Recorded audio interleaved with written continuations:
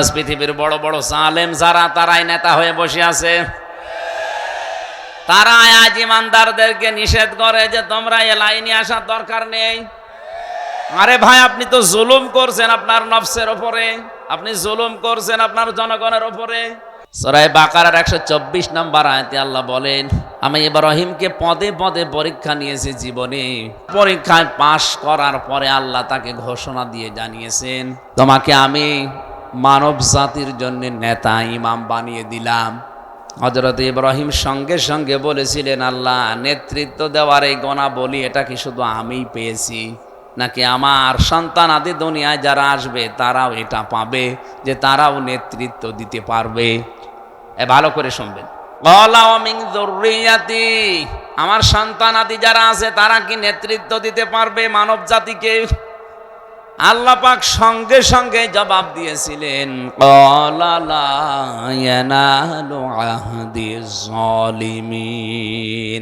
এই যে ইয়ানালু এটা মোসারে, বর্তমান ভবিষ্যৎ, প্রেজেন্ট ফিউচার। আহাদ মানে অঙ্গীকার করা, ওয়াদা করা। আল্লাহ বলেন কোন জালেমের জন্য আমি আল্লাহর কোনো অঙ্গীকার নেই, ওয়াদা নেই। তার মানে আয়াত দিয়ে আল্লাহ ফতোয়া দিয়েছেন কিয়ামত পর্যন্ত কোন জালেম পৃথিবীর মানব জাতির নেতৃত্ব দিতে পারবে না। অথচ আজ পৃথিবীর বড় বড় জালেম যারা তারাই নেতা হয়ে বসে আছে। তারা আজ ইমানদারদেরকে নিষেধ করে যে তোমরা এ লাইনে আসার দরকার নেই। আরে ভাই, আপনি তো জুলুম করছেন আপনার নফসের উপরে, আপনি জুলুম করছেন আপনার জনগণের উপরে।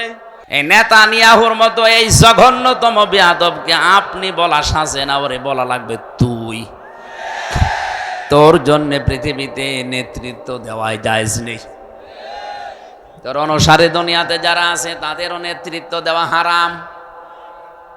আপনি কি মনে করছেন ওরা আল্লাহ একজন আছে বিশ্বাস করে না? করে। কেন? অহংকার করে, হিংসা করে শুধু আমাদের নবীকে ওরা মানে নাই। এই জন্য ওদের উপরে আল্লাহ নিজে লানত দিয়েছেন।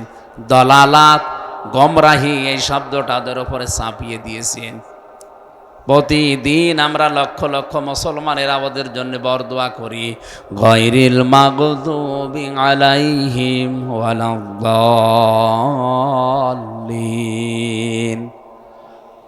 এই শব্দটা বলা হয় না? 17 ওয়াক্ত নামাজ, 17 রাকাত নামাজ যদি কেউ ফরজ নামাজও পড়ে প্রতিদিন, সুন্নত নফল মুস্তাহাব নাও পড়ে, শুধু ফরজ নামাজ পড়ে, তাও 17 বার এই বরদোয়া আপনি ইহুদি খ্রিস্টানদের উপরে দিতে আসেন 5 ওয়াক্ত নামাজে।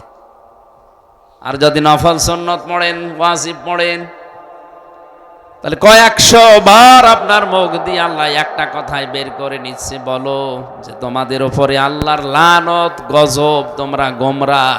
কিয়ামত পর্যন্ত ইহুদিদের উপরে আল্লাহর লানত, আল্লাহর গজব। তাফসীরে আমি যে 2টা কারণ পেয়েছি এদের উপরে গজব নাযিল করা, আল্লাহ রাব্বুল আলামিন 2টা কারণের ভেতরে দিয়েছেন। ওরা সত্যকে সত্য জানার পরেও মানত না, হিংসা করে আর অহংকার করে। ওদের তাওরাতে, ওদের ইনজিলে লেখা ছিল আমাদের নবী মুহাম্মদুর রাসূলুল্লাহ শেষ নবী, সর্বশ্রেষ্ঠ নবী। কিন্তু নিজেদের ধর্মে, ইহুদি ধর্মে, খ্রিস্টান ধর্মে মুহাম্মদুর রাসূলুল্লাহ আসে নাই। এই কারণে তারা জানার পরও অহংকার করে, হিংসা করে মানত না। যে সত্যকে সত্য জানার পরে যদি কেউ হিংসা করে, অহংকার করে, না মানে, আল্লাহ পাক বলেন কিয়ামত পর্যন্ত তার উপরে আমার লানত, আমার বরদোয়া, আমার গজব। বলেন নাউজুবিল্লাহ। পড়ার পরে মনে হচ্ছে এটা শুধু এখন আর ইহুদি খ্রিস্টানদের উপরে নেই, এটা আমাদের উপরেও এখন চাপতেছে। কারণ এখানে হাজারো মুসলমান সত্যকে সত্য জানার পরও আজ অনেকে মানতে চায় না, হিংসা করে আর অহংকার করে। ও কিন্তু জানে যে কুষ্টিয়া থেকে আমির হামজা এসেছে, ওর বাবার কথা বলবে না, কথা বললে কোরআন দিয়েই বলবে, দলিল দিয়েই কথা বলে। এরপরও হিংসা করে মানে না, না এ তো আমার দলের মুরিদ না, এ তো আমার দলের লোক না। যে হিংসা করে, অহংকার করে মানে না, এগুলো এক প্রকার ইহুদি খ্রিস্টানদের মতো। রাজশাহী বিভাগে নেই। আমি আসলে মোর ব্যাখ্যায় ছিলাম, জাতির পিতা ইব্রাহিম আলাইহিস সালাম আসলিমও করেছিলেন যেভাবে, উম্মতি মুহাম্মদি আমরা যারা দাবি করছি যে তাওবা করে ভালো হয়ে যাব, আমরা যদি তার মতো আসলিমও করতে পারি। গাছের মাথায় বসে কোড়াল দিয়ে কাঠ কাটছিলেন। আল্লাহ পাক বলেন আসলিম ইয়া ইব্রাহিম, হে ইব্রাহিম আত্মসমর্পণ করো। গাছের মাথায় বসে প্রশ্ন করেছিলেন কিভাবে, বলেন ওখান থেকে খাতনা করো। ওই যে ইব্রাহিম নবীর স্বভাব সংক্রান্ত যে 10টা বিষয় বলেছিলাম, পরীক্ষা নিয়েছিলেন আল্লাহ, তার ভেতরে খাতনা করা একটা। এটা ইব্রাহিম নবীর সুন্নাহ। তাকে যে 10টা বিষয়ে তার শারীরিক পরীক্ষা আল্লাহ নিয়েছিলেন, তার ভেতরে এই খাতনা করা একটা।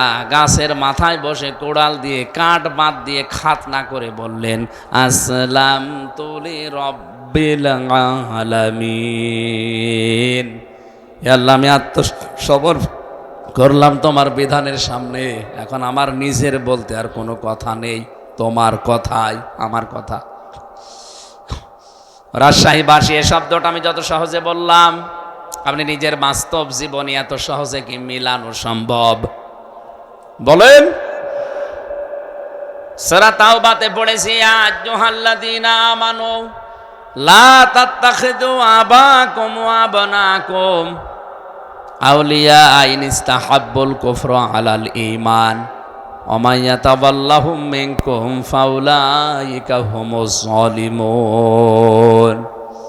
ওহে যারা বিশ্বাস করো আল্লাহ একজন আছে, কিয়ামত হবে, তারা শোনো, কখনো তোমাদের মা বাবা, তোমাদের সন্তানাদি, স্ত্রী পুত্র এগুলোকে এরা যদি ইমানের পরিবর্তে কুফরিকে বেশি ভালোবাসে, তাদের সাথে সম্পর্ক রাখা যাবে না। শব্দটা কত কঠিন আপনি জানেন। বদরের ময়দানে পরীক্ষা দিয়েছিল সাহাবায়ে কেরাম এই আয়াতের। হযরতে সিদ্দিকে আকবর রাদিয়াল্লাহু তাআলা আনহুর সন্তান আব্দুল্লাহ যুদ্ধের পরে এসে বলছে, বাবা আমি কিন্তু জিহাদের ময়দানে বদরে তোমারে পেয়েছিলাম, কিন্তু তুমি আমার বাবা, এজন্য আমি কিছু বলি নাই। হযরতে আবু বকর সিদ্দিক ওই সময় বলেছিলেন, সন্তান তুমি আমার যুদ্ধের ময়দানে পাবার পরও সুযোগ পেয়েও কিছু বলো নাই বাবা মনে করি। আল্লাহর কসম করে বলছে, আমি যদি তোমার একবার দেখতে পেতাম আর আমি যদি সুযোগ পেতাম, কসম ওই আল্লাহর তুমি আমার সন্তান, এটা আমার মনে থাকতো না।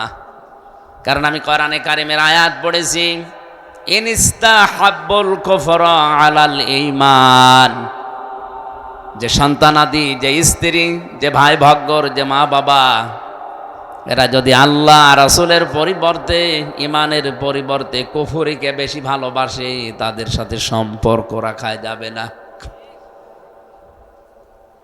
তারা এই আয়াতটা বাস্তব জীবনে মিলিয়েছিল। আমরা অনেকে মিলাতে পারি না। কোরআনে কারিমের আয়াতগুলো বিশেষ করে মধ্যপ্রাচ্যে যারা আছে মুসলমানেরা, আর আমরা এই বাংলাদেশ, ভারত, পাকিস্তানে যারা আছি, তারা কিন্তু কোরআনের আয়াত একই আছে, বাস্তব প্রেক্ষাটা মিলাতে গিয়ে আমরা আলাদা করে ফেলি। আমি রিমান্ডে থাকাকালীন এক হিন্দু অফিসার, ওর অনেকগুলো আয়াত দেখলাম মুখস্থ আছে। আমারে বলছে, হুজুর একটা কথা বলি, আপনি তো মাওলানা মানুষ, আপনি তো বিভিন্ন জায়গায় ওয়াজ করেন। আমি সরকারি কাজে 2 বছর ইয়ামেনে ছিলাম, ওমান।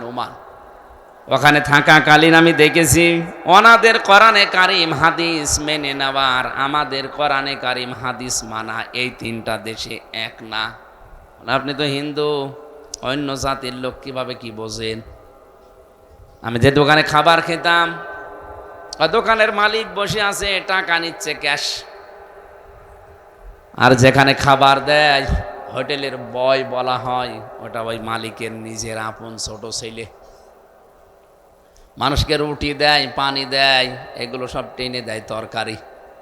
ডাক দিয়ে একদিন বললাম, ভাই আপনি এই দোকানের মালিক, এত টাকা পয়সা আপনার, আর আপনার নিজের ছেলে, ওকে মানুষের মতো মানুষ না করে ওরে বড় একটা জায়গায় তুলে না দিয়ে আপনি কি করেছেন? ছেলেকে হোটেলের বয় বানিয়েছেন। একটা কথা হলো, উনি ওনার ভাষা দিয়ে বুঝিয়েছে, ভাই আপনি কোন দেশের মানুষ আমি জানি না, তবে অনেক দিন আপনি আমার হোটেলে খাবার খানের জন্য আপনাকে বলছি, এটা আমার নিজের ছেলে হতে পারে, কোরআনে কারিম এবং নবীর হাদিস আমার সামনে আছে। ইয়া আইয়ুহাল্লাযীনা আমানু ইন্না মিন আজওয়াজিকুম ওয়া আওলাদিকুম আদুওয়াল লাকুম ফাহযারুহুম ইলা আখিরি আয়া। হিন্দু অফিসার আমাকে বলছিল, হুজুর এ দোকানের মালিক আমাকে কোরআনে কারিমের সূরা তাগাবনের এই 14 নাম্বার 15 নাম্বার আয়াত আমাকে শোনালো। আমারও কোরআনের অনেক আয়াত মুখস্থ আছে, আমি বাংলা সহ মুখস্থ করেছি। আমাকে মনে বোঝাতে চেয়েছে যে আল্লাহ পাক জানিয়েছেন, ইমানদারেরা তোমাদের স্ত্রী সন্তান কখনো কখনো তোমাদের শত্রু হয়ে দেখা দেবে, সুতরাং তাদের থেকে সতর্ক থাকবা। আমার এই সন্তানটাকে আমি যা মনে করি আপনাকেও আমি একই জিনিস মনে করি, কারণ আল মুসলিম ও আখুল মুসলিম, মুসলমান মুসলমানের ভাই।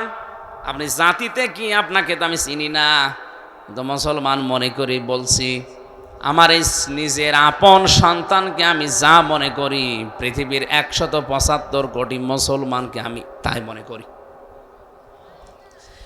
না। এখানে বোঝার চেষ্টা করেন তো কথাটা কি বোঝাতে চাইলেন তিনি, যে আমার দায়িত্ব ছিল নবীর হাদিস অনুযায়ী আমার এই সন্তানের একটা সুন্দর নাম রাখা। আমি ওর নাম রেখে দিয়েছি আব্দুর রহমান।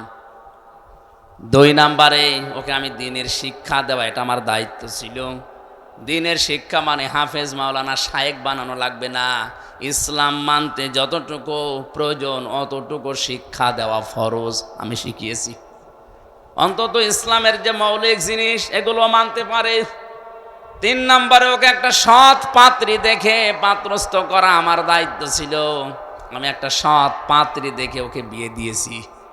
4 নাম্বারে ওকে একটা হালাল কর্মজীবন তৈরি করে দেওয়া আমার দায়িত্ব ছিল, আমি দিয়েছি আমার সামর্থ্য অনুযায়ী। আমার দোকানেও কর্মচারী হয়ে কাজ করে,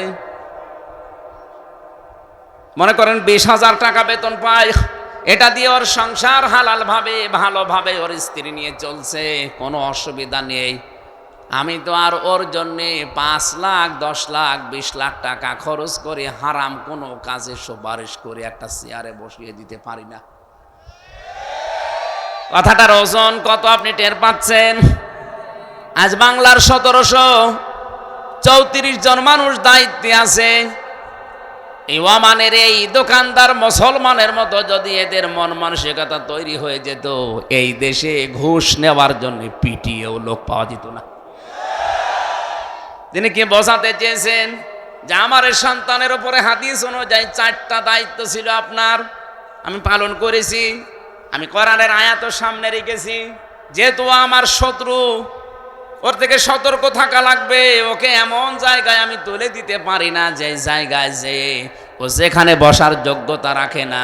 আমি টাকা পয়সা ঘুষ দিয়ে প্রভাব প্রতিপত্তি খাটিয়ে ওই চেয়ারে ওরে বসিয়ে দিলাম, ওইটার কারণে ওই চেয়ারে বসে ও আরো হাজারো অন্যায় করবে। আপনি বলেন তো এই নিয়মটা বাংলাদেশে এখন কেউ মানছে না। এই জন্য ওনাদের কোরআনে কারিমের আয়াতগুলো মানা আর আমাদের দেশের মানুষের কোরআনের আয়াত মানা একই আয়াত, কিন্তু মেনে নেওয়ার সিস্টেমটা এক না। আজ আমরা এই মন মানসিকতা নিয়ে যদি তৈরি হতে পারতাম যে ঈমান এবং আল্লাহর পরিবর্তে যারা কুফরিকে, শিরিককে, বেদাতকে বেশি ভালো মনে করে, ও আমার সন্তান হলো আমার শত্রু, ও আমার স্ত্রী হলো আমার শত্রু, ওর থেকে আমার সতর্ক থাকা লাগবে। হ্যাঁ, ওর প্রতি আমার যে দায়িত্বগুলো আছে জায়েজ পর্যায়ে আমি জীবন থাকতে পালন করে যাব। ওকে আমার দ্বীনের শিক্ষা দেওয়ার দরকার ছিল, আমি শিক্ষা দিয়ে দিয়েছি। আজকে দুপুরবেলা যেখানে মাহফিল ছিল আমি বলেছিলাম, এদেশে বাংলাদেশে একজনের 4টা ছেলে, সব হায়ার এডুকেটেড, সব উচ্চ শিক্ষিত, আর 2টা মেয়ে। 6 ভাই বোন মিলে বাবার সম্পদগুলো নিজেদের নামে লিখে দিয়ে এই 95 বছর বয়সী এই বৃদ্ধকে পাঠিয়ে দিয়েছে রাস্তায়। যা অনেকে শোনার পরে একটু আফসোস করলো, দেখলাম বলছে নাউজুবিল্লাহ। কেন আপনি নাউজুবিল্লাহ পড়বেন? এ দোষ কি শুধুমাত্র ওই 6 ছেলে মেয়ের? ওই মুরব্বীর দোষ নেই? ওর যে 4টা দায়িত্ব ছিল একটাও পালন করে নাই। ছেলে মেয়েদের নাম রাখার ক্ষেত্রে